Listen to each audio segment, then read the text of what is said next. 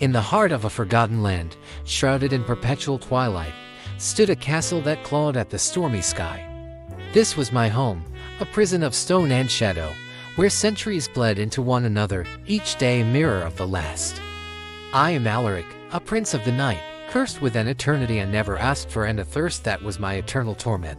For 1,000 years, I watched the world of mortals from my lonely perch, a world of fleeting warmth and fragile beauty I could never touch. I was a relic, a ghost story whispered on the wind, a monster content in his isolation. But then, she came. Her name was Alara.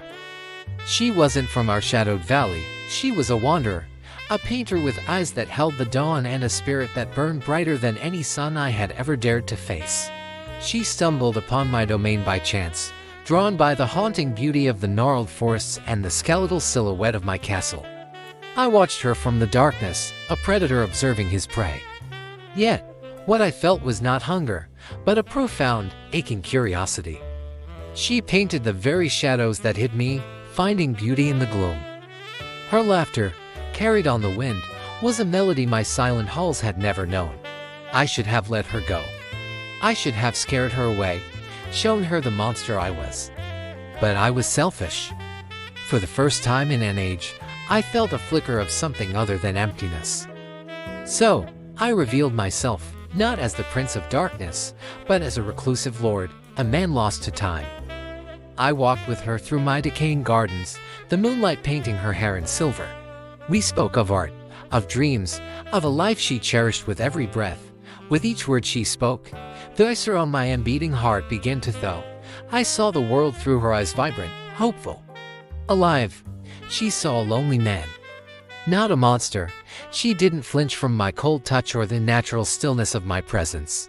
Instead, she reached for my hand, her warmth a shocking jolt to my system. A dangerous hope began to bloom within my chest. Could this be it? Could she be the one to break my endless solitude? The romantic tension between us was a palpable force, a storm brewing in the quiet moments. In the dim light of the grand library, surrounded by the dust of ages, our faces drew close. I could hear the frantic, beautiful rhythm of her heartbeat, a sound that was both my temptation and my torment. The desire to claim her, to taste the life that pulsed so vibrantly within her, was a war raging inside me. But my secret was a chasm between us, a darkness far greater than she could ever imagine. I am not just a vampire. My bloodline carries a more sinister curse. I am a vessel for an ancient, chaotic power, the Blood Echo.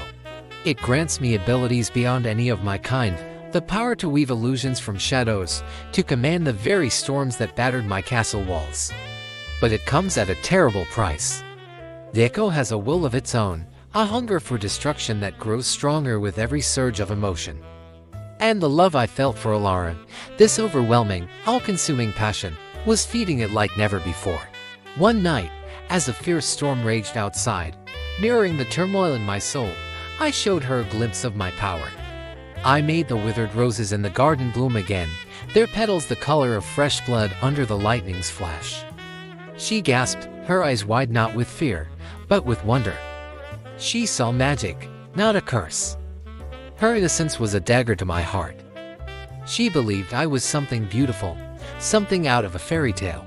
How could I tell her that the same power that could create such beauty could just as easily unmake her world?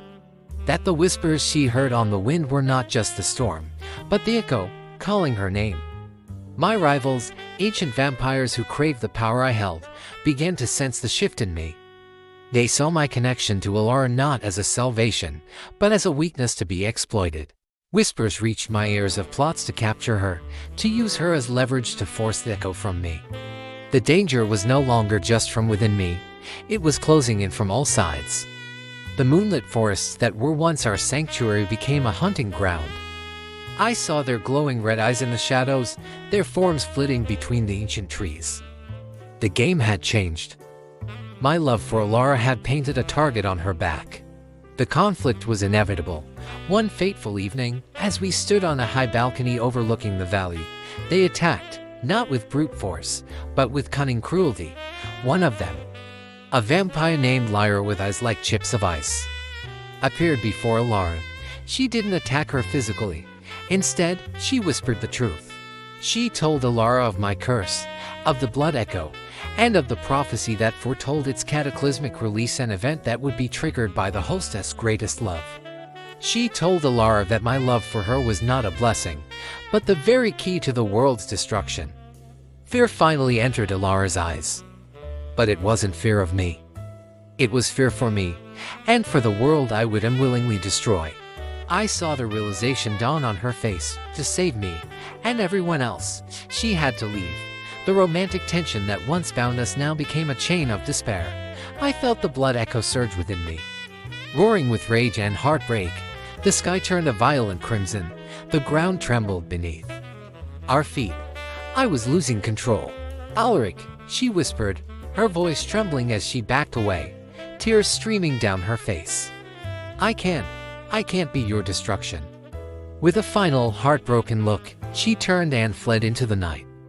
I screamed her name, a sound of pure agony that was swallowed by the roaring storm. I wanted to go after her, to tell her we could fight it, but I was frozen, battling the cataclysmic power erupting inside me. The castle itself began to crumble, stone groaning under the strain of my unleashed power. Lyra and the others watched from the shadows, their victory at hand. They hadn't needed to defeat me, they just needed to break my heart. And as I stood there, alone again in my collapsing kingdom, with echoes of Ilara's name on my lips and a world-ending power tearing me apart from the inside, I knew this was not the end. It was the beginning of a war. A war against my own nature, a war against my enemies, and a war to get her back. I would tame this curse. I would hunt down those who tore us apart. And I would find her, even if it meant setting the whole world on fire to light my way. Ilara was gone, but the fire she ignited within me now burned with the force of 1,000 suns, and its name was vengeance.